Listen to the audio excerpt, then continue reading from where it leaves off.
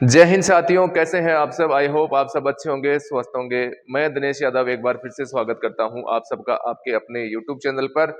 दोस्तों, आपकी एग्जाम के बेमुश्किल 10 से 12 दिन का समय शेष है और काफी जल्द जो आपकी तमन्नाएं हैं, आपकी जो भी आशाएं हैं, वो बहुत जल्द पूरी होने वाली हैं और जो भी आपके सपने हैं जल्द पूरे होने वाले हैं। और आपकी एग्जाम के लिए मुश्किल से 10-12 दिन का समय अब शेष है और आज अपन चर्चा करेंगे कि 10 दिन में आपको किस प्रकार से डेली रूटीन फॉलो करना है। और मेरे कुछ साथियों के बहुत ज्यादा ये कमेंट थे कि सर अब हमें तो कुछ भी याद नहीं आ रहा, हम तो बहुत डिमोटिवेट हो रहे हैं, जो भी पहले याद कर रखा है सब कुछ ऐसे लग रहा है कि हमें तो कुछ भी याद नहीं है, कुछ भी हमारी तैयारी नहीं हुई है। इन सभी बिंदुओं पे अपन आज चर्चा करने वाले हैं। दोस्तों, अगर आप भी चैनल पे नए हैं तो चैनल को लाइक शेयर सब्सक्राइब जरूर कर दें ताकि आपको भी राजस्थान पुलिस से संबंधित जो भी अपडेट है वो मिलती रहे। इसलिए अब वीडियो में आपने देखा होगा कि मैंने एक वीडियो 50 दिन की जो आपकी स्ट्रेटजी थी, किस प्रकार से आपको 50 दिन में आपकी तैयारी आपकी जो भी प्रिपरेशन है वो किस प्रकार से आपको करनी चाहिए, वो वीडियो पहले मैं बना चुका हूं। और आज अपन चर्चा करेंगे कि 10 दिन में जो आपके लास्ट के अब 10 दिन का आपका समय बचा हुआ है, उसमें आपको किस प्रकार से अब लास्ट तैयारियों को आपको अंजाम देना है। सबसे पहली चीज मैं चर्चा करना चाहूंगा यहाँ पे कि आप सबको यह लग रहा है कि हमें कुछ भी याद नहीं है, डर लग रहा है काफी। सबसे पहले तो इस चीज का ध्यान रखना कि डर उसी चीज का लगता है या उसी आदमी को या उसी कैंडिडेट को डर लगता है जिसकी तैयारियां पूरी होती है और जो अपनी तैयारी को लेके काफी सीरियस है और काफी सीरियस होकर अपनी पढ़ाई कर रहा है।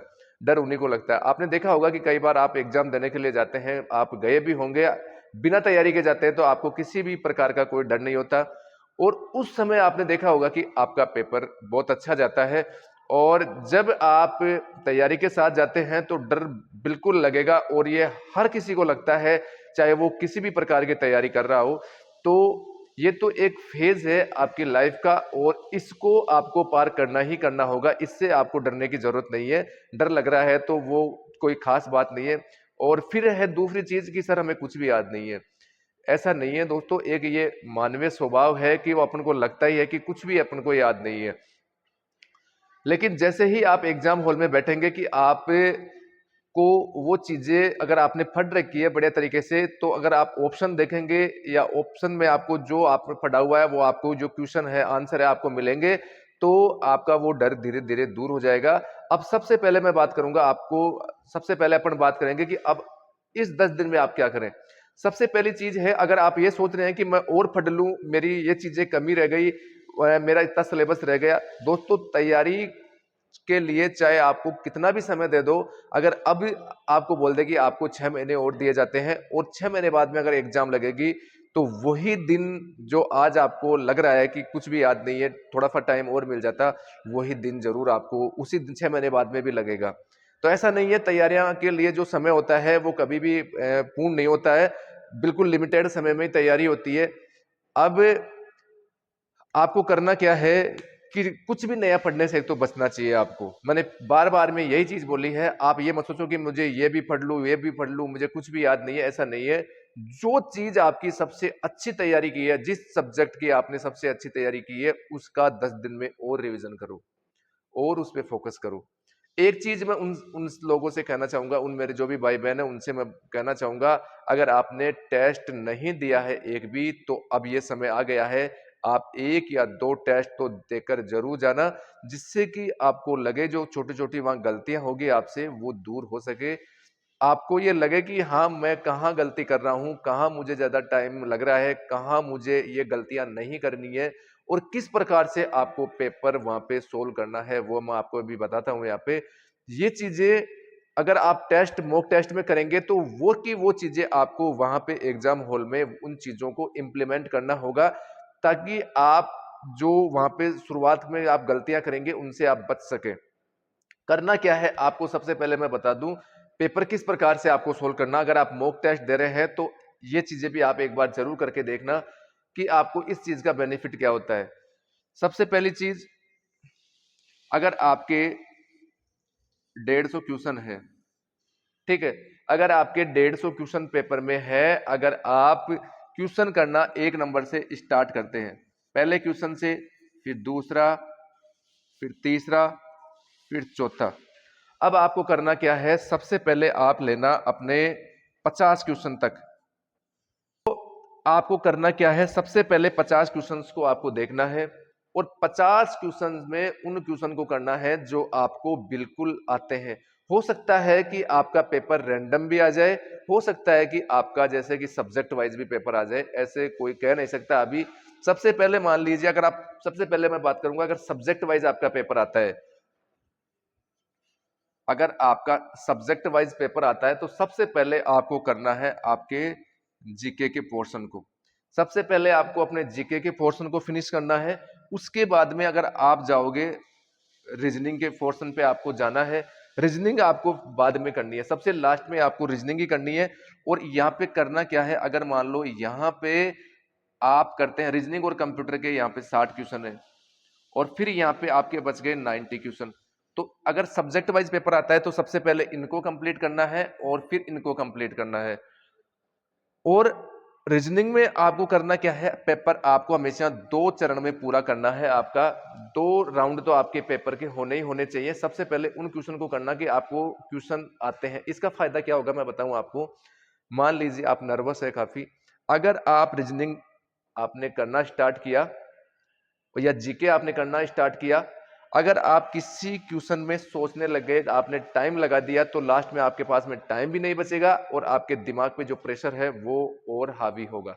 वो कैसे, अगर आपने ये 90 क्वेश्चन है, मान लीजिए कि अगर रैंडम पेपर नहीं है, सब्जेक्ट वाइज पेपर है और फर्स्ट क्वेश्चन से आप स्टार्ट कर रहे हैं और 90 क्वेश्चन तक पहुंच गए और आपको बिल्कुल करेक्ट करेक्ट क्वेश्चन आपने किए, तो मान लीजिए कि आपने 55 या 60 क्वेश्चन यहाँ पे आपने बना दिए सही सही। जैसे ही आप इतने क्वेश्चन करोगे, आप में ऑटोमेटिक, जैसे अगर आपने जैसे जैसे टाइम निकलेगा एग्जाम हॉल में, तो आपका जो कॉन्फिडेंस है वो लेवल और भी आपका बढ़ेगा। आपने देखा होगा कई बार ऐसे क्वेश्चंस होते हैं, अगर आप पेपर करने के लिए बैठते हैं तो अपन वो कर नहीं पाते हैं, या घबराहट की वजह से कुछ ना, चाहे कैलकुलेशन मिस्टेक हो, चाहे अपना जो फॉर्मूला लगा रहे हैं रीजनिंग में उसकी मिस्टेक हो, या और कोई एरर हो, तो अपन उस क्वेश्चन को बना नहीं पाते। जैसे ही एग्जाम हॉल से अपन बाहर आते हैं, घर आपके देखते हैं क्वेश्चन को, चाहे थोड़ा हार्ड क्वेश्चन भी होगा तो उसको अपन बना देते हैं। ये फर्क या डिफरेंस किस चीज का होता है, ये दिमाग का फर्क होता है, और या जो आपकी घबराहट है, बेचैनी होती है, एग्जाम हॉल का डर होता है, उन चीजों की वजह से यहाँ पे ये चीजें खराब होती है। तो सबसे पहले चीज आपको पॉजिटिव वहां पे रखना है अपने आप को। और पॉजिटिविटी कैसे आएगी, जब आप पेपर में यहां तक पहुंचेंगे, सही से ही आपको लगेगा कि मैं यहां तक पहुंच गया हूं। और मान लिया कि आपका रैंडम पेपर है, रैंडम का मतलब क्या, अगर आपका पहला एक क्वेश्चन रीजनिंग का आ गया, एक कंप्यूटर का आ गया, एक आपका राजस्थान जीके, इंडिया जीके, महिला बच्चों से संबंधित क्वेश्चन, ऐसे चल रहा है मिक्स में पेपर, तो फिर आपको ज्यादा सोचने की आवश्यकता नहीं है। आपको डायरेक्ट टिक करना है, हाँ ये क्वेश्चन मेरे को आता है, ये आता है, ये आता है। और रीजनिंग का क्वेश्चन आपको छोड़ना है बीच में, रीजनिंग के क्वेश्चनों में आपको फंसना नहीं है। दूसरी चीज, अगर आपके रीजनिंग के क्वेश्चन चल रहे हैं, अगर मान लीजिए कि कोई आपकी सीरीज चल रही है, सीरीज और जो सवाल है, मिसिंग नंबर है, या कोई भी ऐसे फॉर्मूले के क्वेश्चन है, अगर आप यहाँ पे टाइम खराब करोगे पहले राउंड में, आप जैसे मान लीजिए कि सीरीज का क्वेश्चन है, आप सीरीज सोच रहे हैं, आपकी सीरीज नहीं बैठ रही है, पता नहीं उसमें कौन सी ट्रिक लगी हुई है, तो इन क्वेश्चन में आपको टाइम यहाँ पे एक तो खराब नहीं करना है, बिल्कुल भी टाइम खराब नहीं करना है। आपको उस क्वेश्चन को स्किप करना है और अगले क्वेश्चन पे बढ़ना है। फायदा वही होगा जितने ज्यादा क्वेश्चन आप फर्स्ट राउंड में अटेम्प्ट कर लेंगे। और फर्स्ट राउंड में अटेम्प्ट आप सही सही करने की ही कोशिश करना। मान लीजिए अगर रैंडम पेपर है और आप 150 में से 90 क्वेश्चन के आसपास पहुंचते हैं, तो आपको लगेगा कि हाँ यार मैं कर सकता हूं और मुझे अब दूसरा राउंड लेना होगा। फिर आप दूसरे राउंड में पहुंचे जहां आपको जीके के क्वेश्चन में लगा होगा कि यार शायद आपने दो ऑप्शन वाले क्वेश्चन पे पहुंचना होगा, और फिर दो ऑप्शन अगर आपसे नहीं बैठ रहे हैं, तो सबसे बढ़िया तरीका है कि आप ऑप्शन एलिमिनेट करो। जैसे मान लिया कि आपके A B C D, direct आपको उत्तर पे नहीं पहुंचना है। अगर आपको कोई क्वेश्चन नहीं आ रहा है तो फिर आप ऑप्शन उसको वहां से हटाना, ये नहीं हो सकता, ये नहीं हो सकता, ये नहीं हो सकता। ऐसे आपको फिर पेपर सोल्व करना है, 2 चरणों में पेपर आप सोल्व करने की कोशिश करना। और ये चीजें आप सबसे पहले मॉक में ही करके जाना, ताकि ये चीजें आसानी से वहां पे इंप्लीमेंट कर सको। दोस्तों, अगर आप चाहे कितना ही मोटिवेशन आप कहीं से भी ले लो, लेकिन जब तक आप खुद से मोटिवेशन नहीं लेंगे, खुद की परिस्थितियों को आप नहीं समझेंगे, तब तक चाहे आप कितने ही मोटिवेशन के वीडियो देख लेना, कुछ नहीं होने वाला है। मोटिवेशन आपको हमेशा खुद से ही मिलेगा, और ऐसा मौका मैं फिर कह रहा हूं बार बार आपको नहीं मिलने वाला। अब एक चीज का और ध्यान रखना, अगर आप यहां से अगर सिलेक्शन से वंचित रहते हैं तो इसका नुकसान आपको बहुत ज्यादा होगा। वो कैसे? सबसे पहले तो आपको पैसों का नुकसान होगा। अब ये मान के चलना कि पता नहीं नेक्स्ट भर्ती कब आएगी, कब आपको उसमें जो भी प्रक्रिया है पूरी होगी, फिर आपको ज्वाइनिंग मिलेगी, वो नुकसान आप यहाँ पे आपको होने वाला है। दूसरा नुकसान क्या होगा कि आप जैसे पुलिस में जाएंगे तो फिर आपकी सीनियरिटी फिर सबसे लास्ट में आप जुड़ती रहेगी, यानी कि सबसे लास्ट में जाएंगे आप। तो हो सकेगा, तो हो सके जहां तक ये चीजें अभी आप सही करने की कोशिश करना।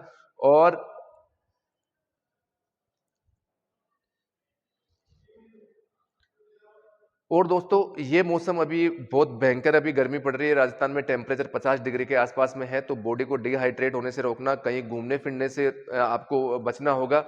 ऐसी कंडीशन नहीं आ जाए कि आप बीमार होकर बैठ जाएं। और ये 10 दिन की तैयारियां, 10 दिन की जो तैयारी है काफ़ी इंपॉर्टेंट है। जितना हो सके आप रिवीजन करिए, मॉक टेस्ट लगाइए, जो गलतियां हो रही है उन पे आप ध्यान दीजिए कि मेरी यहाँ यहाँ गलतियां हो रही है। और नर्वस होने की बिल्कुल भी आपको आवश्यकता नहीं है, बिल्कुल भी नर्वस नहीं होना, बिल्कुल पॉजिटिव वे में साथ जाना, बिल्कुल पॉजिटिविटी के साथ में आपको जाना है। फिर अपन और अब जल्दी जल्दी अपन वीडियो लेके आएंगे इस पे, जैसे जैसे एग्जाम आपकी नजदीक आएगी। और जैसे आपको पता है कि अगर जब तक अपने पास में एग्जाम डेट सामने नहीं होती है, तो अपन चाहे कितना भी पढ़ ले, 8 घंटे, 10 घंटे, 15 घंटे, तो अपन उसमें अपनी मेमोरी में वो चीजें फीड नहीं हो पाती, अपन याद नहीं कर पाते हैं। जैसे ही आपने देखा होगा कि अगर कॉलेज की आपकी एग्जाम लगती है, फिर आपको सीरीज पढ़ते हैं और आपको 2 दिन का समय मिलता है। 2 दिन के समय में भी अगर आप एक रात में सीरीज पढ़ के जाते हैं तो आपको बहुत सारी चीजें याद हो जाती है। क्यों?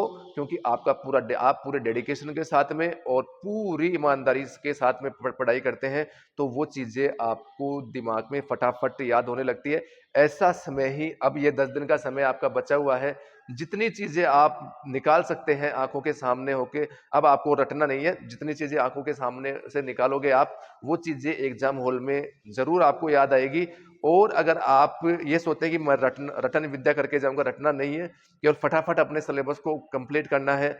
और वो चीजें आपको ऑप्शन में देखते ही या आपके सेंस से ही, जो आपका ह्यूमन ऑफ सेंस है, उससे भी आप उन क्वेश्चंस को सही कर सकते हैं वहां पे, क्योंकि आपको लगेगा कि हाँ यार, ये क्वेश्चन मैंने पढ़ा है, इसमें ये होगा। 10 दिन में आपका जो भी रीजनिंग में आपके टॉपिक बचे हुए हैं, कंप्यूटर के आपके टॉपिक बच रहे हैं, जो कंप्यूटर में आपकी शॉर्टकट कीज है, फुल फॉर्म है, चाहे आपका एमएस वर्ड है, पेंट है, पावर पॉइंट है, एक्सेल है, हार्डवेयर सॉफ्टवेयर है, इनपुट आउटपुट डिवाइस है, इनको एक बार फिर से आप रिपीट कर लीजिए। और ऐसे ही आपके रीजनिंग में है, मॉक टेस्ट और लगाइए, जो पिछले मॉडल पेपर है उनको सोल्व कीजिए, जितना हो सके जितने चीजें आप रिकॉल करने की कोशिश कीजिए।